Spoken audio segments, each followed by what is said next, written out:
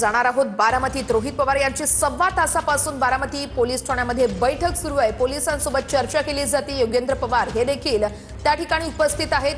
Baramati police ठाण्याबाहेर कार्यकर्त्यांची प्रचंड गर्दी झाली आहे। तर बारामती पोलीस स्टेशनच्या आतली ही दृश्य आपण बघतोय। रोहित पवार बारामती पोलीस ठाण्यामध्ये दाखल झाले आहेत। 1.25 तास झाला योगेंद्र पवार हे देखील त्या ठिकाणी उपस्थित आहेत। VSR कंपनी आणि DGCA वरती कारवाई करावी अशी प्रमुख मागणी आणि याच मागणीसाठी आता रोहित पवार हे पोलिसांसोबत चर्चा करत असल्याचं आपण पाहतोय। बारामती पोलीस ठाण्यामध्ये DGCA आणि VSR विरोधात रोहित पवार तक्रार करतायत।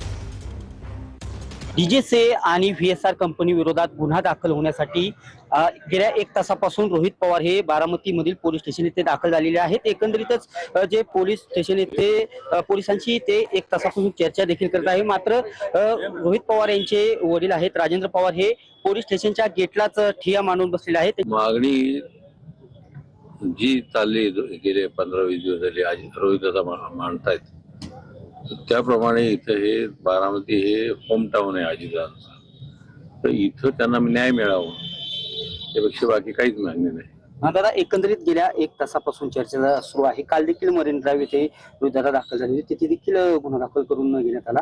आता देखील 1 तासापासून परिस्थिती तीच निर्माण झालेली आहे।